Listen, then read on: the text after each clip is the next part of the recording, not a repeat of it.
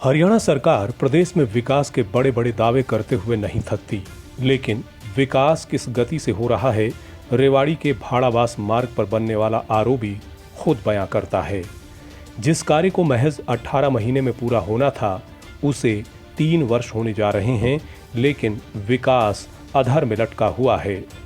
रेवाड़ी के इस आरओबी का निर्माण कार्य पीडब्ल्यूडी ने सितंबर 2021 में शुरू किया था, जिसकी चाल इतनी धीमी रही कि साल 2024 आ गया, लेकिन ये आरओबी पूरा नहीं हुआ। अब आलम यह है कि 150 से अधिक स्थानीय दुकानदारों का काम पूरी तरह से ठप पड़ा है। ये पुल है जी, 2 साल का काम था, ये 3 साल पूरे हो गए। 2017 में 2021 में चालू हुआ था काम, ये 2024 आ गया। चुनाव सिर पे है। इस रोड पे 35 गाँव हैं, कॉलोनी बसी है, 2-3 हज़ार लोगों की कॉलोनी है। सभी लोग परेशान हो रहे हैं, सरकार ना सुन रही ना कुछ बात है।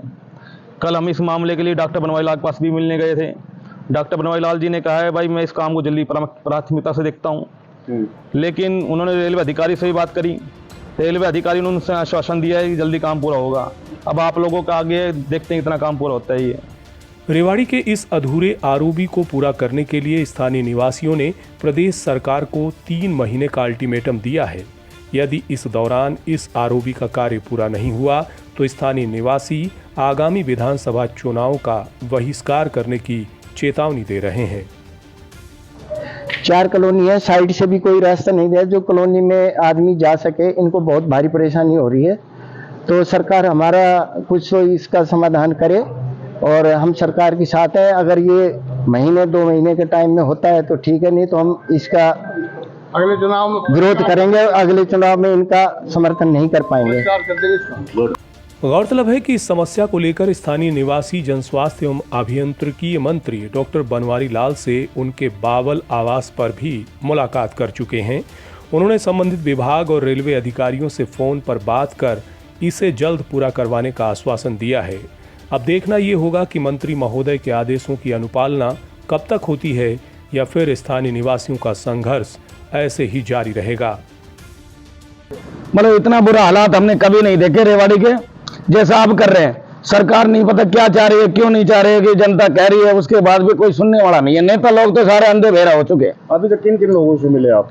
काफी मिले। इससे पहले हमारे लोग बनवारी लाल जी के पास भी गए, वो भी कह देते हैं जी रेल अधिकारियों से मिलेंगे, फलाना से मिलेंगे। ऐसे काम थोड़ी चलेगा। आज हालात देखो, आप पूरी कॉलोनी में जाकर देखो क्या हालात इन्होंने किया है। सारे गाँव वाले परेशान है और भाई ये कह रहे हैं कि या तो ये 10-15 दिन तक मान जाए, ये काम हो जाए, नहीं होता तो हम धरने पे बैठेंगे और सरकार के खिलाफ नाराबाजी करेंगे और लड़ने को तैयार है।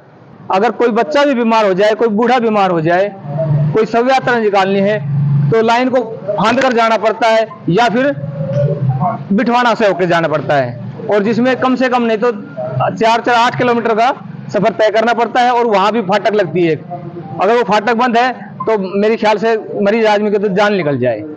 ऐसे हमारे जो शव यात्रा आती है, शव यात्रा भी बताओ खाबड़ रास्ते में निकल के जाते हैं और हम सारी कॉलोनी के आदमी खड़े बड़े दुखी हैं।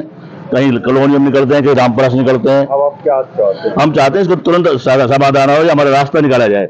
हम शहर से कट के रह गए हैं, बुरा हाल है। मतलब कहीं रास्ता ही नहीं, देखो कहीं रास्ता नहीं है। यहाँ हमारा गाय बैठती है, मतलब यहाँ पशु बैठते हैं, बुरा हाल है। बहरहाल इस संदर्भ में संबंधित विभाग के अधिकारियों से बातचीत करने का प्रयास किया गया, लेकिन कोई भी अधिकारी या कॉन्ट्रैक्टर कैमरे के सामने कुछ भी बोलने को तैयार नहीं हुआ।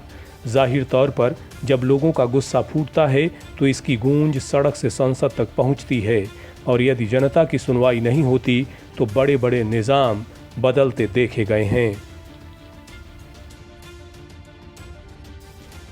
लेटेस्ट वीडियोस के लिए अभी सब्सक्राइब करें A1 हरियाणा को और प्रेस करें बेल आइकन ताकि सभी अपडेट्स आपको मिले सबसे पहले।